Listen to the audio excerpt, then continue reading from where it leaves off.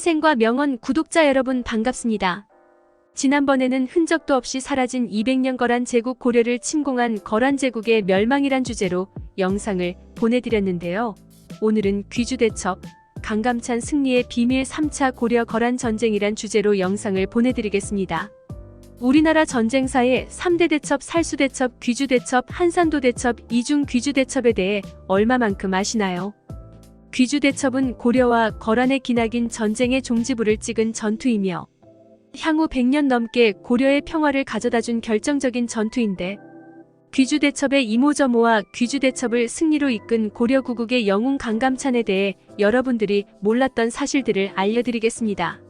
아마 한국인들 중에 강감찬이라는 이름을 모르는 사람은 없을 겁니다. 이순신 세종대왕 광개토대왕만큼 유명한 분이시지만 이상하게 강감찬에 대해 알고 있는 바를 말을 하려고 하면 방금 말한 세 분의 위인만큼 알고 있는 게 별로 없는 분들이 많을 거라고 생각됩니다.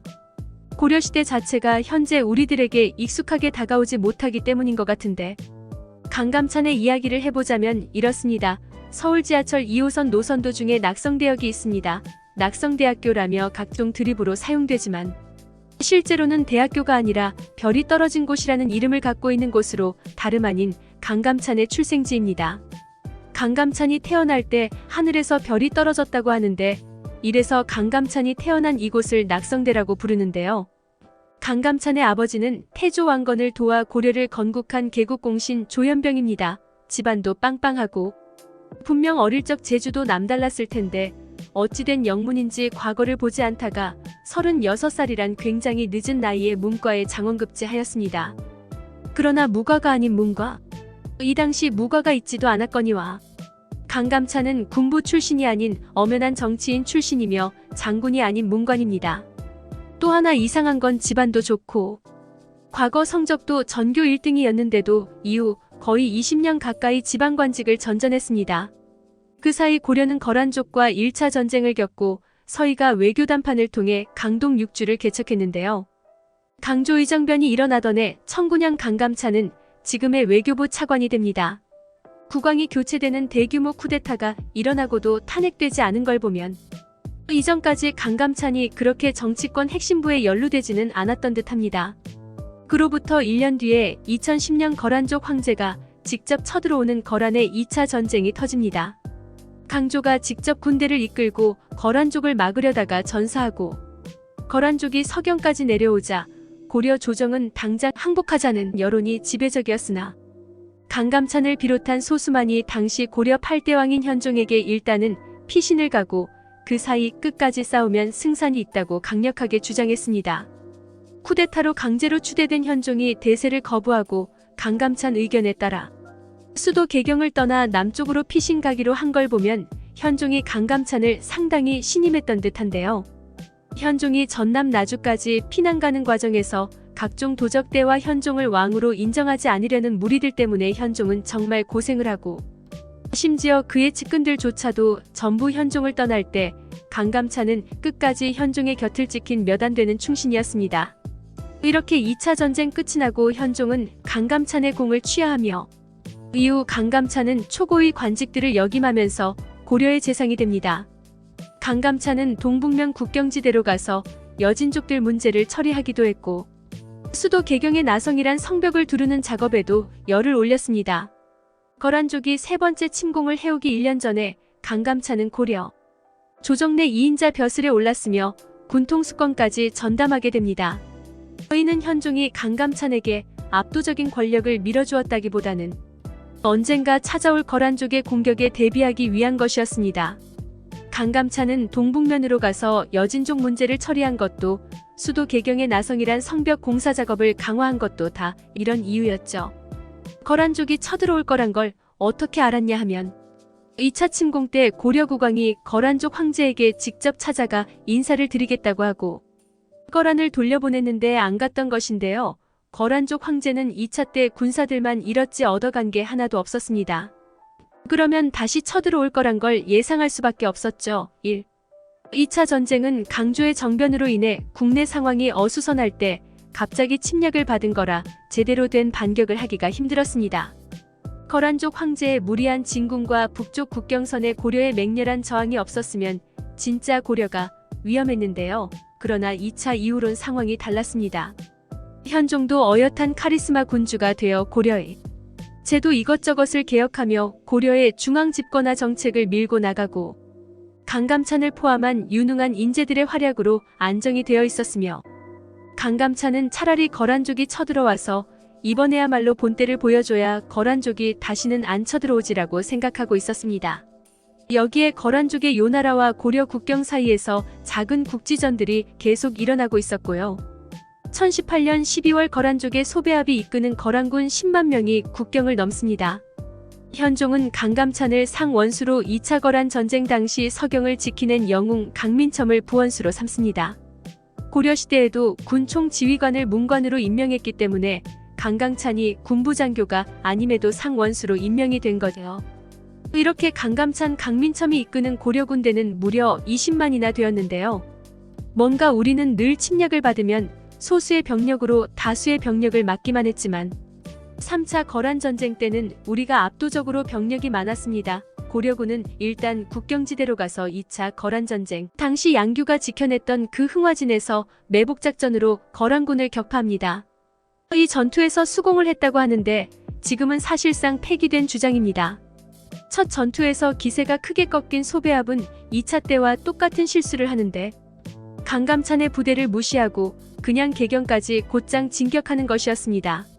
그렇게 1019년 1월 개경 인근까지 소배합이 도착하는데 이때도 고려 조정 내에선 또 도망가자고 합니다. 그러나 현종은 두 번의 도망은 없다며 개경에서 끝까지 싸우기로 합니다.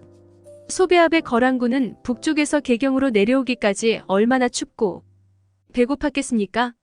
그래도 개경이나 그 인근 도시를 약탈하면 군량 보급을 해결할 수 있다고 믿었으나 현종이 개경 인근의 백성들은 전부 대피시키고 거란족이 먹거나 취할 수 있는 모든 물자를 없애거나 불태워버렸습니다. 그 유명한 청야작전인데요. 심지어 현종은 기병 100기를 보내 거란군을 야습하기도 하는 놀라운 용맹함을 보였습니다.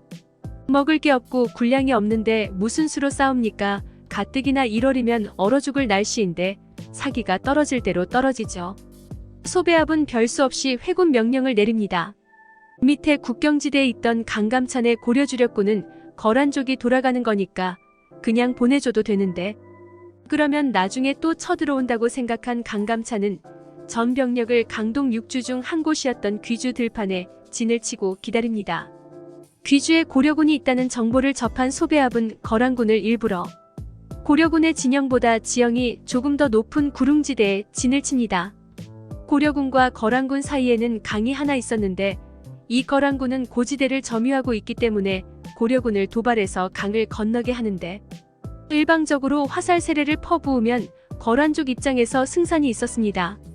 그런데 이 멍청한 소배합은 어디서 보고 들은 건 있어가지고 지금 거란군이 지치고 수적으로도 열세이니 지들이 강을 건너서 강을 등 뒤에서는 배수진을 치기로 합니다. 강을 방어벽으로 삼을 수가 있었는데 이걸 포기한 거예요. 죽을 각오를 하고 싸우면 고려군의 포위를 뚫을 수 있다고 생각했나 봐요. 전형적으로 배수진은 주어들어 잘못 적용한 작전인데요. 강을 건넌 거란군은 고려군과 대치했고 귀주 들판에서 고려 기병대와 거란 기병대가 맞붙습니다. 강감찬이 따로 떼어놓은 작전부대 별동대가 강 건너서 화살로 거란군의 후위까지 공격하며 거란군은 샌드위치가 되었고 뒤에 강까지 있으니까 도망을 갈 수도 없는 상황. 정말 이상한 게 이때 눈을 제대로 뜰 수도 없고 몸을 제대로 가누기도 힘들 정도의 돌풍이 불었답니다. 이게 하필 또 거란군 입장에서 역풍인지라 거란군은 거의 전멸하다시피 합니다. 이렇게 살아서 거란으로 무사히 귀국한 숫자가 1000명이 안 됐다고 합니다. 10만이 와서 1000명도 안 되어 되돌아갑니다. 거란군 스스로도 자기 역사서에 우리가 확실하게 졌다고까지 기록한 이 전투가 바로 귀주대첩입니다. 귀주대첩의 승리로 끝내 3차 거란 전쟁을 기점으로 고려대 거란 전쟁은 종지부가 지어졌고 요나라가 멸망할 때까지 다시는 요나라가 고려를 침공하지 않았습니다. 고려를 침공 못하는 수준이 아니라 요나라 전체 국력이 뒤 흔들리게 될 정도였죠. 고려가 침입한 거란군보다 2배 가까운 병력으로 적군을 맞이했던 것. 한국사의 다른 전쟁과는 다르게 생각보다 위기의 전투가 없었다는 것. 승리의 규모가 엄청났다는 것은 강감찬과 현종을 비롯해 몇몇 유능한 인재들이 전쟁 전부터 미리미리 준비를 했기 때문입니다. 작은 국지전이나 냉랭한 국제 정세를 아무렇지 않은 듯 가볍게 넘기다가 후된통당한 역사가 동서고금에 얼마나 많았습니까?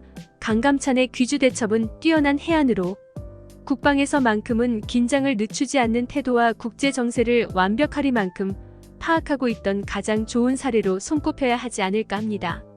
참고로 귀주대첩의 강감찬은 무려 70대 나이가 나이인지라 강감찬은 사직을 청했으나 현종은 강감찬이 없으면 안 된다며 지팡이를 하사하고 3일에 한 번 출근하는 혜택을 내렸습니다. 마치 세종과 황희의 사이처럼 말이죠. 강감찬은 그 늙은 나이에도 고려개경의 나선공사를 계속 진행시켰습니다. 1031년 현종이 승하하고 마치 주군을 따라가듯 3개월 후 똑같은 연도에 강감찬도 사망합니다. 현종에게 강감찬은 아버지와도 같은 사람이었고 강감찬이 개경에서 눈을 감을 때 태어날 때처럼 하늘에 별이 떨어졌다고 합니다. 이로 인해 지금의 개경에도 낙성대가 있다죠.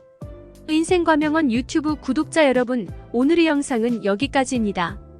이 영상이 도움이 되셨다면 구독과 좋아요, 알람 설정 부탁드립니다. 시청해주셔서 감사합니다. 계속적으로 역사와 인문학 그리고 명언과 건강에 관한 다양한 영상을 보내드리겠습니다. 다음 영상에서 또 만나요.